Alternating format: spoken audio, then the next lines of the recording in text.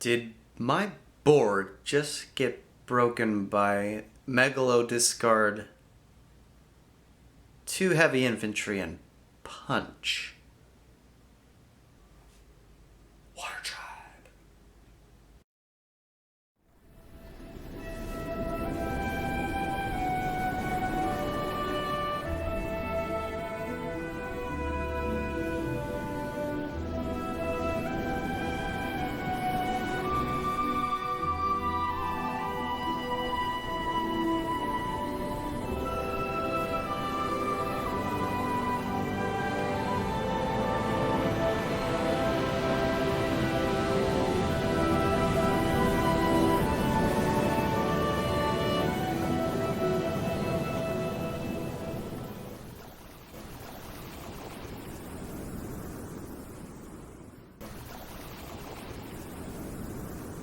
Bow, do, do, bow, bow, wow. YouTube, it is I, RainingCardGames. Anyway, welcome back to another episode of Atlantean Chronicles. So last episode was a little bit of a shorter one, but I don't know if it's a progress or backtracking. It's kind of in the middle ground. But regardless, for today, we're going into some product that hopefully should strengthen the main deck, but more importantly the extra deck, because we really need to get some more, well, we need a lot more of everything, let's be honest. But anyway, before we go ahead and jump into today's product, I need you to do the usual, like, comment, subscribe. Please. Let's open some product. Same old targets. Let's get into it. So, Breakers of Shadow for our Atlantean Prince Hunt. And then we've got an entire box of maximum gold so we can, you know, hunt for a toad. It's a rare. I just want this one rare card of a totally awesome. And then we'll be golden. So, Maxi Gold, 4 packs. Love these boxes, by the way. Anyway, we're gonna sandwich it like so. Anyway, we're gonna go ahead right into it. Right into it. Please give me a totally awesome Buster Bladed the Destruction Swordsman, the First Monarch, Cyber Dragon Core, Unexpected Die, cool. You know, it's not a toad, but that is a good pickup. We have an Imperm in our collection. Hey, Utopia the Lightning, you know what? Wait, is regular Utopia in the Dual Devastator? No, it's not. I have to check our collection. I'm pretty sure we don't have it, but that's still a good pickup. Let's see, we have Mecha Phantomy's Coldwing, and okay, that was actually a good pack. We did not pick up our copy of Toad, but we have an Imperm, so we have another hand trap, and always just boosts the power of the deck. All right, we are literally in here for just an ultra rare. Blackwing, Hamatan the Disc, Hamatan, Twilight Ninja, Dark Doriado, Pendulum Storm, Goyo King, and our holo is. Oh wait, oh, Pendulum Storm was our holo. I did not even.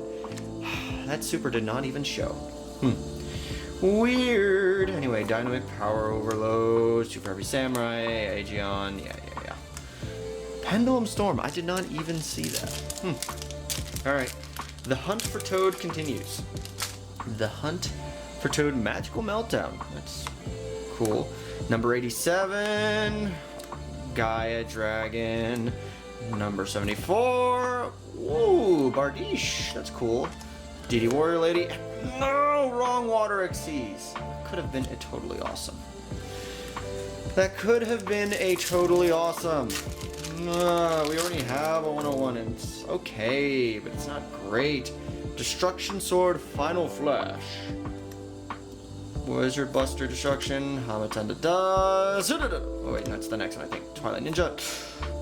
Dynamis Risks. That's unfortunate. Timebreaker Magician, Buster Whelp, yeah. And we want to extra deck lock people. We can't really with the tool out, whatever. Alright. Come on. give me a rare, totally a trade-in. That's a cool pickup. Tour guide, core. Die, house dragon maid, mage power, and our last card.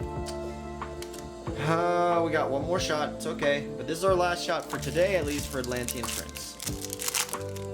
Last shot for Atlantean Prince. What is it? 4 to the front, I think. 3, 4. All right. So, well, Diamond's Tetran, Super Heavy Samurai, Defense. Dragon's Mind, Despot 7. Alright, last card. Is it an effect monster? Maybe. No, it's... Darn it! Master Pendulum, the Draco Slayer. Pendulum! Alright, well. All of our hopes lie in this one maximum gold pack. All of our hopes and dreams. Traptix Dania, brother of the Fiver's Coyote. Herald. Deep Sea Dia plus Heavy Infantry actually makes this. That's a good pickup. Trickstar, Reincarnation, Machine Dupe, Poly. Alright, we've got.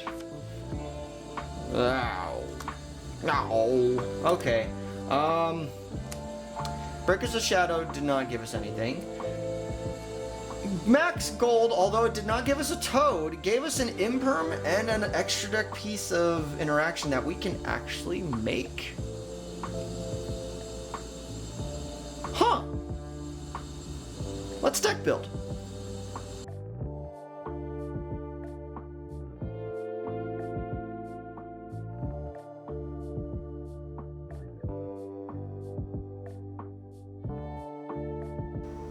Not exactly what we wanted, but I'm not complaining at the same time. We can work with this. But to really test, I'd say, since last episode we only did a few games, let's run a couple extra matches and really see where the deck's at after this run. Alrighty, so let's go ahead and jump into match number 1. We're going up against the Umi deck? Umi support. I'm not quite sure how to name this one, but it's the Mako Tsunami deck. We don't open the best. We are able to stop a few things and prevent the monster, or I guess the Omni Negate, which is the jellyfish, but unfortunately, we have not much to capitalize, and with our area, the Water Charmer not getting negated by skill drain, yeah, we're going straight to game number 2. Game number 2, we get to go first. We've got 2 ashes in hand, not ideal, but we are able to get out a full combo without interruption. Which in this case, full combo now is Megalo with the Monster Negate, Rip to have an area on field, which actually works in this matchup.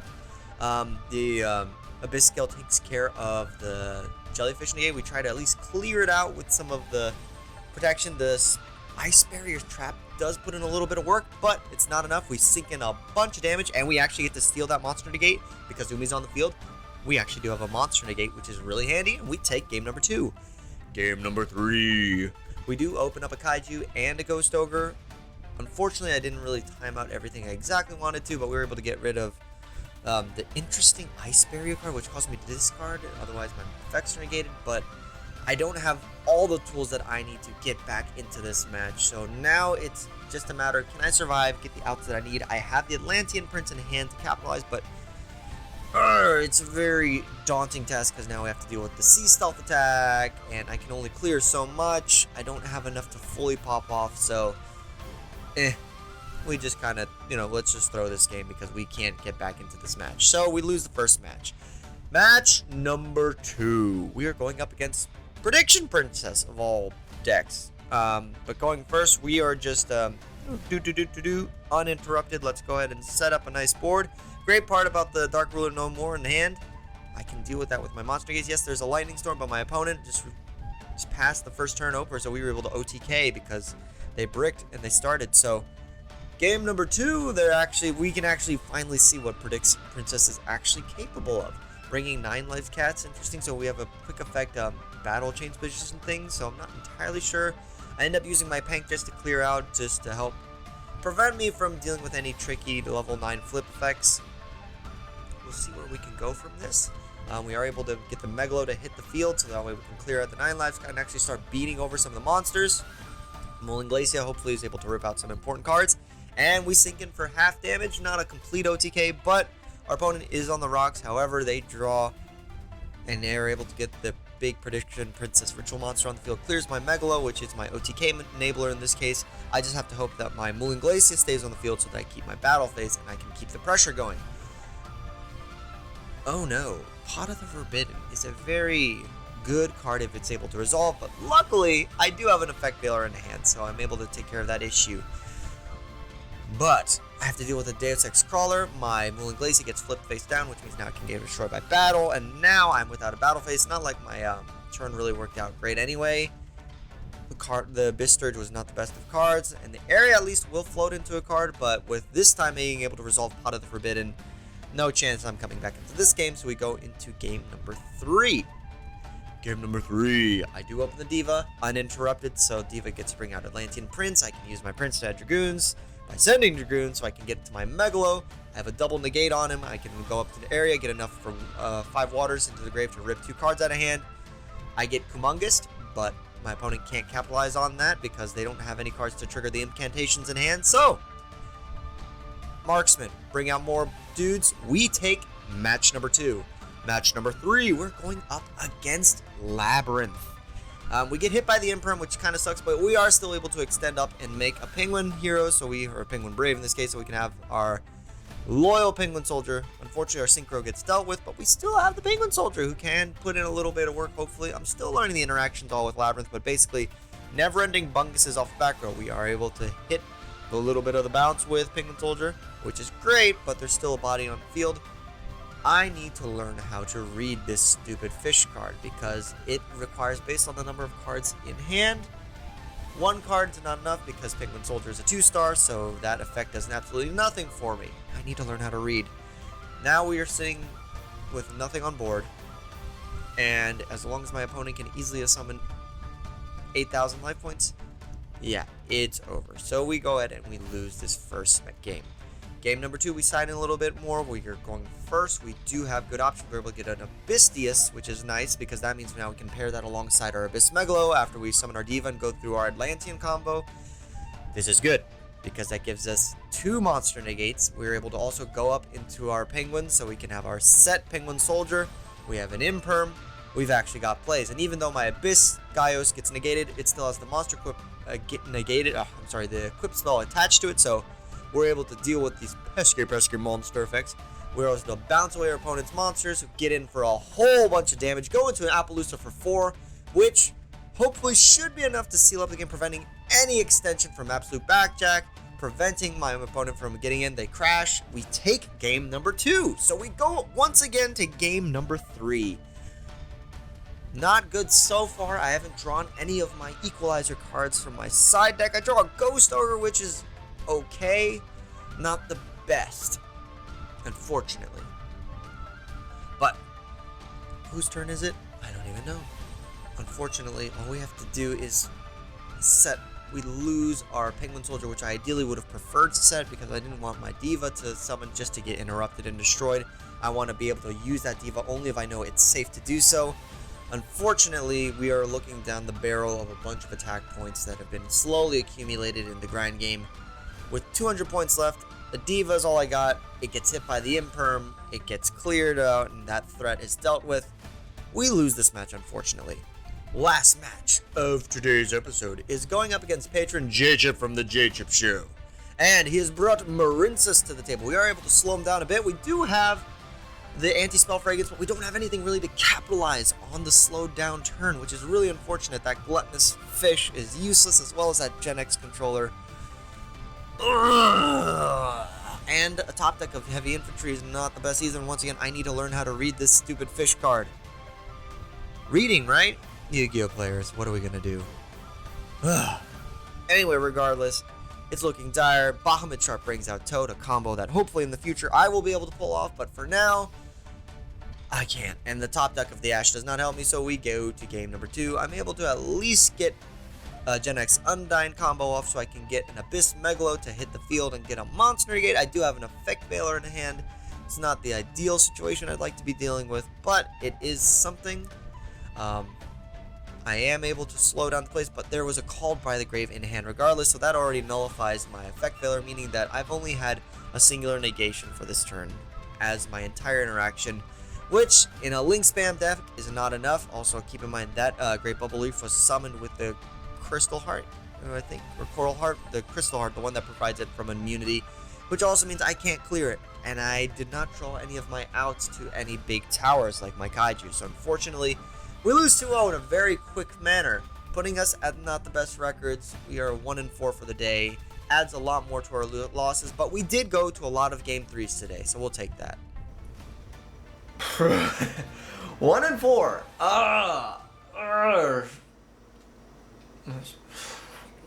Oh, jeez.